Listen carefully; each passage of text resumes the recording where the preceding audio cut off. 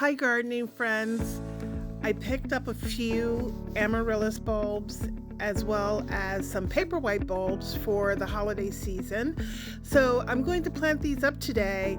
The amaryllis bulbs may be a little late for Christmas. Usually you want to plant these and get these started in late October, early November, but whenever they bloom, I'm sure they'll be beautiful. So you can see I soaked two of the bulbs, the roots of two of the bulbs in water just overnight, just to help get them started. This first bulb is called Magical Touch. It has red blooms with white trim along each petal. And the second variety that I have is something called Picotee. Hopefully I'm pronouncing that correctly. And it's a white bloom with a red trim along each petal. So I started these soaked these in water overnight just to get them started. And as you can see, this third one, which is also a Magical Touch, it's well on its way and had broken dormancy. So there wasn't really any need to soak this one in water overnight.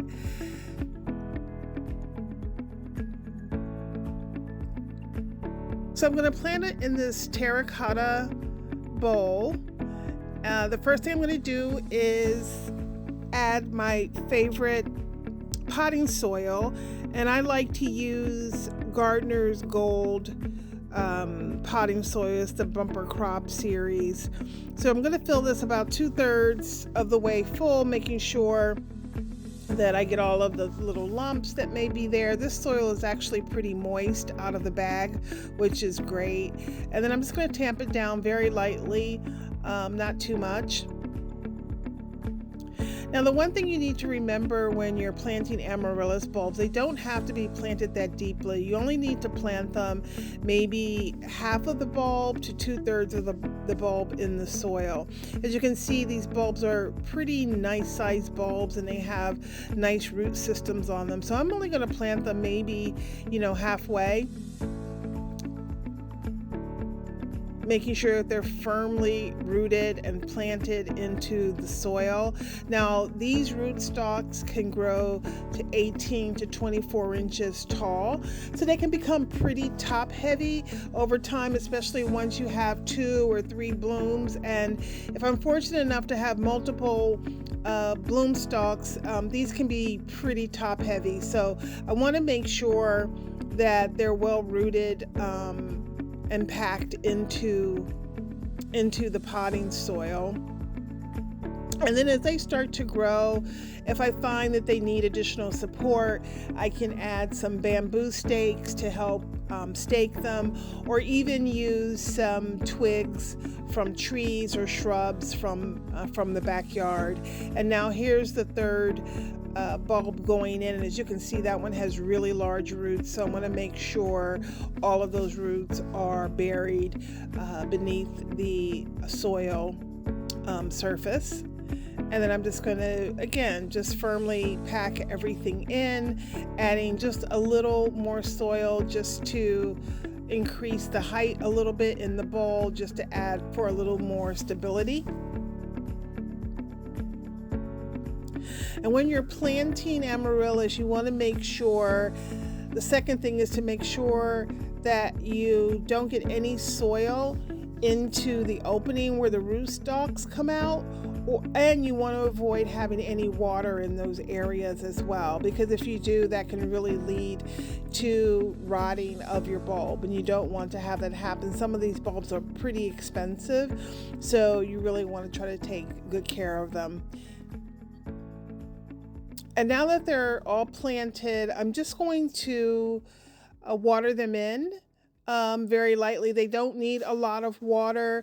If your bulbs have not started to break dormancy yet, you really don't need to water it until it breaks dormancy. So you can water it initially, and then once it breaks dormancy, you can start to water it on a regular basis. I put a lot of water in this because this is a terracotta pot, and I know it will absorb a lot of the water from the soil. And you can see this one bulb has about a stalk maybe like 6 inches tall that's leaning over. So I'm going to make sure that I have that facing away from the light source when I bring that indoors. So hopefully that will straighten up a bit and will go straight up. If not, I can probably also stake that to help it along its way. And then this last step is totally optional. I'm adding a little bit of sphagnum moss just for decorative or aesthetic purposes. So you're not looking at the soil.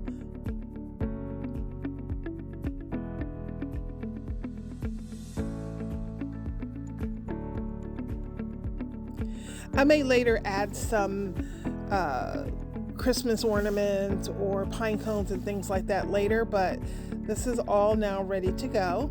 This is my second planter that I'm going to use for the Paperwhites, and the process really is the same. I'm going to fill this about 2/3 of the way with potting soil and then add the Paperwhite bulbs.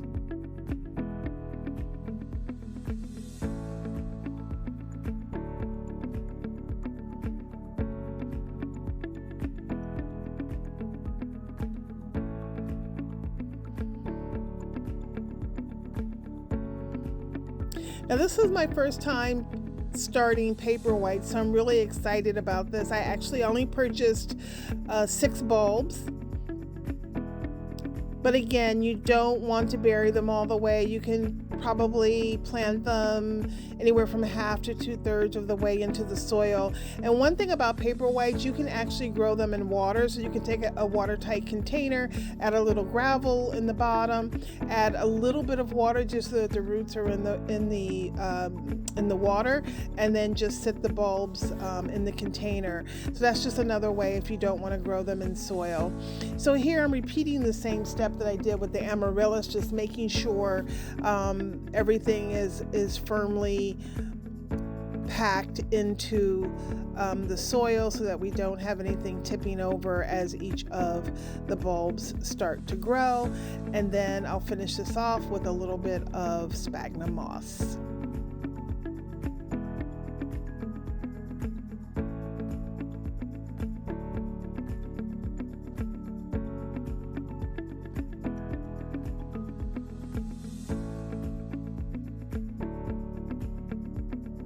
And there you have it. There's the Paperwhites. And then there's the 3 Amaryllis all ready to go. And I did forget to water the Paperwhites, so here's just where I've just added a little bit of water. Again, this soil was pretty moist, so didn't need a lot of water. And then here they are. They've made it indoors, and here they are.